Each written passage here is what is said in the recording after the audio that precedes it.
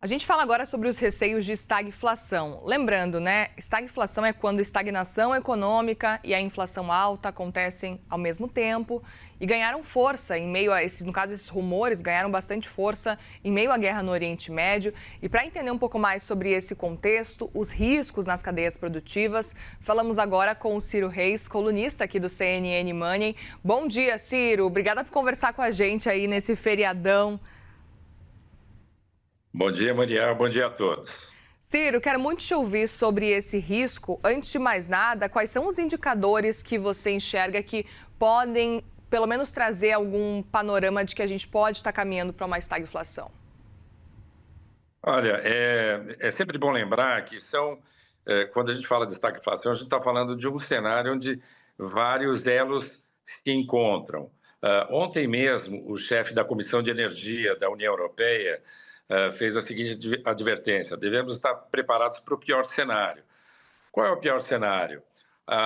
Preços de energia continuamente em alta, como resultante da guerra no Irã. Preços de energia mais caro transformam o setor produtivo, aumentam os custos do setor produtivo. Com um custo maior, as margens ficam mais castigadas, digamos assim. Preços maiores significam que os bancos centrais têm que manter os juros mais elevados para segurar esse movimento inflacionário. Com inflação, trabalhadores perdem poder aquisitivo e passam a demandar reajustes de salários que, se forem concedidos, serão alvo de repasses aos preços finais dos consumidores, ou seja, é um círculo vicioso. Então, esse é o risco, a ameaça que a gente está vendo hoje. Ou seja, inflação em alta pela crise no Irã e com esses preços em alta, uma desaceleração na atividade produtiva, ou seja, estagnação com inflação. Para te perguntar também, Ciro, para a gente poder fazer uma comparação, até que ponto a gente consegue comparar com os choques de petróleo que aconteceram lá também, anos atrás, nos anos 70, 73, 79? Eu acho que o melhor exemplo, e que os especialistas hoje, mundo afora, estão lembrando, é exatamente o primeiro choque de petróleo, em 1973, que pegou o mundo desprevenido. O preço do petróleo, do barril de petróleo, era muito estável na época, $3, claro que $3 da época, hoje a valores atualizados seria mais, mas $3 da época, que em poucas semanas o preço do barril pulou para $12, ou seja, quatro vezes mais. Isso teve um impacto enorme. Então, o que a gente viu na época foi um quadro dramático, que ninguém estava preparado. Hoje, bem ou mal, o mundo tem alguns mecanismos de prevenção um pouco mais aperfeiçoados em relação àquela época. De qualquer maneira, existe um paralelo possível com 1973. No Brasil, nós tivemos um cenário muito perverso.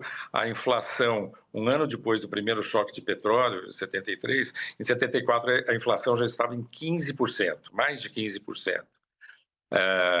E como o Brasil também não tomou muitas medidas radicais para combater aquele problema, em 1979 a inflação já estava em 40% ao ano.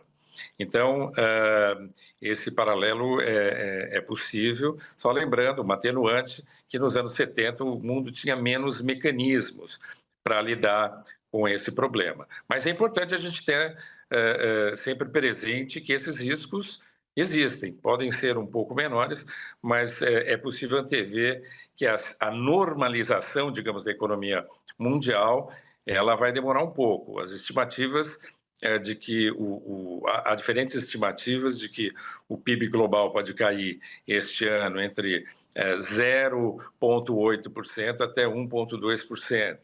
Então, de qualquer maneira, haverá um impacto. Já há companhias aéreas cortando custos, cortando voos, porque o querosene de aviação, sabidamente, praticamente 50% do custo de uma companhia aérea. Aqui no Brasil, a gente já viu o querosene de aviação essa semana reajustado em 50%, vai ter um impacto dramático para as companhias. Então, você veja que uma coisa vai puxando a outra, a energia mais cara, produção, atividade produtiva de uma maneira geral mais cara, salários prejudicados, poder de compra prejudicado, inflação em alta, bancos centrais tendo que manter os juros altos. E aí aproveito para te perguntar, até comparando com o cenário lá de 73, que todo mundo foi pego meio desprevenido com esse choque do petróleo, para entender um pouco de como é que você enxerga o cenário do Brasil, se você acredita que o Brasil está mais exposto ou menos exposto a um cenário de, por exemplo, estagflação global. Eu acho que o Brasil, como todos os países, tem aí suas vulnerabilidades. O que eu gostaria de chamar a atenção é que no Brasil nós não somos os melhores especialistas em prevenção. Nós não costumamos fazer como... Na nossa cultura, nós não estamos acostumados a trabalhar com precauções de médio e longo prazo. O que eu quero dizer com isso? O Brasil hoje, ele exporta petróleo, por exemplo, sobra petróleo bruto, mas a gente tem que importar o diesel refinado lá fora. A partir do petróleo bruto, a gente tem que importar 30% do petróleo, a gente tem que importar 10% da gasolina. Então, nós temos a matéria-prima bruta sobrando e o produto final faltando.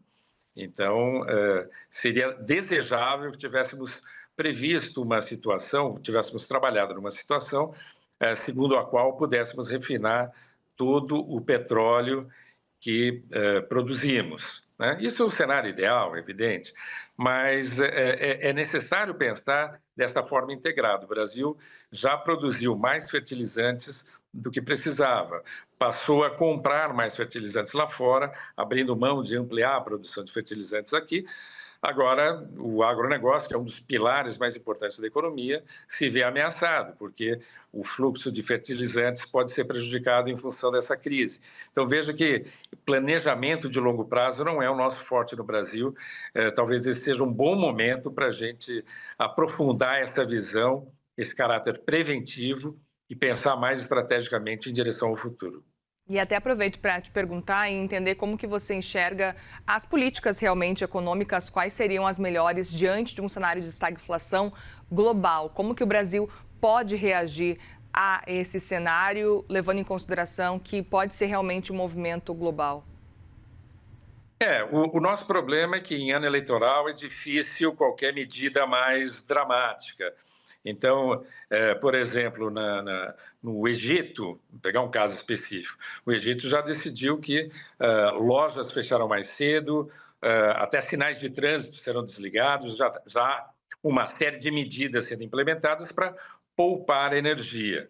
É claro que qualquer medida restritiva no Brasil num ano eleitoral não interessa ao governo, e nem estamos defendendo isso, mas só para colocar em perspectiva que os governos também funcionam de acordo com as suas agendas. Havendo agenda eleitoral esse ano no Brasil, é difícil a gente imaginar que medidas mais restritivas serão tomadas. Agora, de novo, acho que é importante a gente aprender com lições do passado, se inspirar em exemplos internacionais também, em melhores práticas, digamos assim, e nos prepararmos para fazer o melhor neste momento e estarmos preparados para futuras crises, porque crises sempre acontecem, de uma maneira ou de outra. Tivemos um exemplo da Covid-19, que também nos pegou a todos desprevenidos, e houve toda aquela ruptura nas cadeias produtivas. Ou seja, faltou peça de automóvel, matéria-prima que vinha da China. Então, aquele foi um momento de se aprender com algumas lições. Então, eu acho que esse é o momento desse aprendizado também no Brasil. Perfeito. Ciro Reis, colunista do CNN Money, obrigada, viu, pela conversa aqui com a gente nesta manhã de sexta-feira. Esperamos, então, que esse cenário realmente não se confirme. Bom trabalho por aí, bom feriadão também. Bom feriado, Muriel. Um abraço a todos. Um abraço, obrigada.